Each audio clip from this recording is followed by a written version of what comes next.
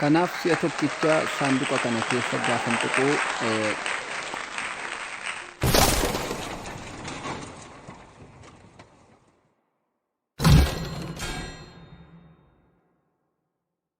ajaa'ibaa tokko guyyaa irraa kana qabadhee kanan isiniif dhiyaadhe. Innis akkaataa kamiitiin feesbuukii irraa namoota feesbuukii isaanii gubate yookaas namoota feesbuukiin isaanii hojii dhaabee jiru akkaataa kamiitiin ofirraa balleessuu dandeenya kan jedhu tooftaa haaraa tokkoon qabadhee isiniif dhiyaadhe. Maarree namoonni baay'een feesbuukii fayyadamuu jalqabuun keessan waggoota baay'ee lakkoofsisee jira. Fakkeenyaaf ani feesbuukii fayyadamuu jalqabuun koo yoo xiqqaate bara 2004 kaasee fayyadamaan jira jechuudha. Namoonni yeroo sii kaasanii anaaf addi fireendii koo ta'an hundumti isaanii aga ammaatti feesbuukii fayyadamaa jiru jechuun hin danda'amu. Warri kaan feesbuukiin isaanii gubateera, warri kaan feesbuukii isaanii jijjiirrataniiru.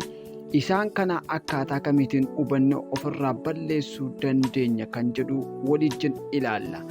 Maarree barnoota bareedaa argachuudhaaf Naardos Top subscribe, share, like yoo gootan wanta baay'ee irraa hubattu jedheen yaada. Egaa akkuma asirratti agartan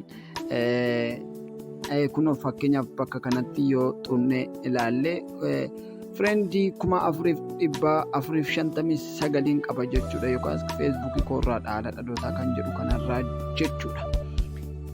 Kanaaf namoota kana hundumti isaanii amma feesbuukiin isaanii hojjechaa jiramoo hojjechaa hin jiru kan jedhu wanta ittiin beeku wanta kan biraa wanta hin qabneef appilikeeshinii ammaa kanaan keessa seenee ilaala jechuudha. Egaa appilikeeshiniin kun namoota feesbuukiin isaanii gubate yookaas hojii hojjechaa hin jirre adda baasee remoovdi kan isiniif godhu yommuu ta'u, egaa appilikeeshinii kanaa kallattii Play Store keessan keessa seentanii unfriend jettanii yoo sarchi gootan kunoo kana argachuu ni dandeessu jechuudha. Egaa kallattiidhumaan gara barnoota keenya guyyaa irraatti gaafa deemnu keessi isaa kunoo kana fakkaata. Haala kanaatiin yeroo jalqabaaf yeroo bantan haala kanaan isiniif fida. Egaa xiqqoo daataadhaan fayyadamaa waan hin jiruuf ariifatee naaf baasaa hin jiru. Kanaaf amma inni naaf baasutti na eegaan isiniin jedha. Kunoo naa baaseera. Kunoo akkuma argitan feesbuukii gosa kan biraarraa naa baase jechuudha. Kunoo Singer Daani'el kan jedhu fireendii namoota amma kantu feesbuukii keessaa gubatee jira. Namoota 2,695 feesbuukii keessaa hojii dhaabee jira yookaas feesbuukiin isaanii hojjechaa hin jiru naan jedha. Egaa namoota kana akkaataa kamiitiin ofirraa balleessuu danda'a? Akkaataa kamiitiin ofirraa balleessuu danda'a? Namoonni kun nan fayyadanii ofumaa iddoo qabatanii taa'u. Feesbuukiin aga namoota 5,000 qofaadha kan inni qabachuu danda'u.